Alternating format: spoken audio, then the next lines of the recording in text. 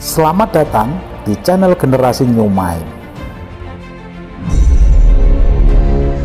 Siapa yang selama 1,5 tahun ini punya anak di bawah usia 17 tahun? Apa rasanya umplek-umplekan setiap hari disuruh belajar dari rumah sementara rumahnya nggak ada tempat kecil aja untuk belajar zoom-zooman? Apa yang terjadi kalau ditambah 1,5 tahun lagi? Di sisi lain, kalangan rakyat umumnya, bagaimana rasanya mereka sahabat yang nggak ada internet, nggak ada pulsa, sementara di rumahnya ada 3 orang memerlukan komputer atau gadget atau laptop untuk kerja dan sekolah, tapi tidak memilikinya. Fakta saat ini, biaya sekolah dari rumah ternyata tidak murah. Menjalankan sekolah dari rumah ternyata nggak efektif, dapat ilmu tipis, nggak ada keterampilan lainnya termasuk laboratorium dan kehilangan skill olahraga, kesenian, dan keterampilan sosial lainnya. Bekerja dari rumah malah banyak stresnya, banyak wacana diskusi top, tetapi tidak ada gerakan nyata. Diskusi doang, eksekusinya kecil, seminar, meeting, belajar online, ngomong doang 1-2 orang, wacana, diskusi.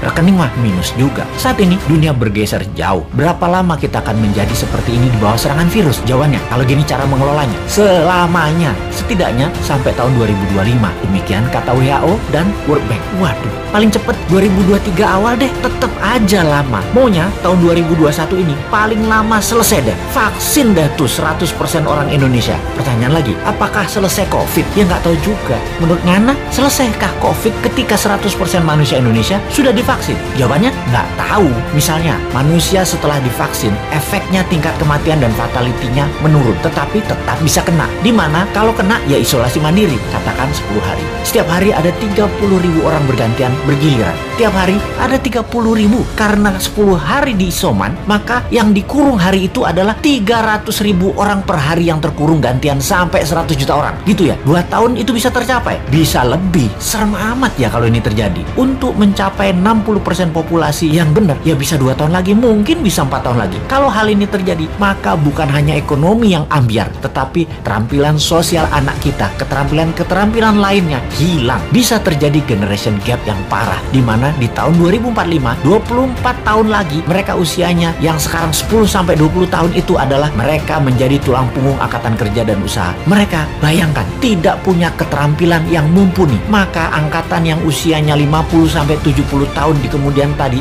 masih tetap bekerja dan ini tidak efektif. Maka gawat kalau bernegara tidak ada yang memikirkan hal ini, tetapi lebih memikirkan tenaga kerja asing bagaimana bisa masuk terus dengan dilindungi pejabat paling berkuasa. Alhamdulillah berhasil masuk terus. Itu lebih penting baginya sekarang. Saat ini generasi mendatang, ngapain gue pikirin katanya. Yang penting saat ini lagi berkuasa, gak ada yang boleh halangin. Pokoknya gigi 5, gaspol, gue harus kaya. Lalu siapa yang urus generasi muda yang sudah 1,5 tahun ini dikurung di rumah? Ditambah masih ada kemungkinan dikurung lagi 1,5 tahun lagi. Kita urai masalahnya. Kalau anak usia saat ini 7-11 tahun, usia SD, mereka tidak mengerti banyak tentang culture, budaya lokal wisdom. Bayangin, ditambah 1,5 tahun lagi terkurung. Mereka nantinya manusia yang tidak punya budaya. Lalu, remaja usia pancaroba, baru akil balik, usia 11-15 tahun. Mereka adalah manusia lagi cari jati diri. Kematangannya berubah. Dirinya not a girl, but not yet a woman. Menjadi terhambat. Ditambah 1,5 tahun lagi kejiwaan mereka, maka man atau woman tidak paham, tidak akan matang, sulit menjadikan boy to man. Di usia 16-23 tahun,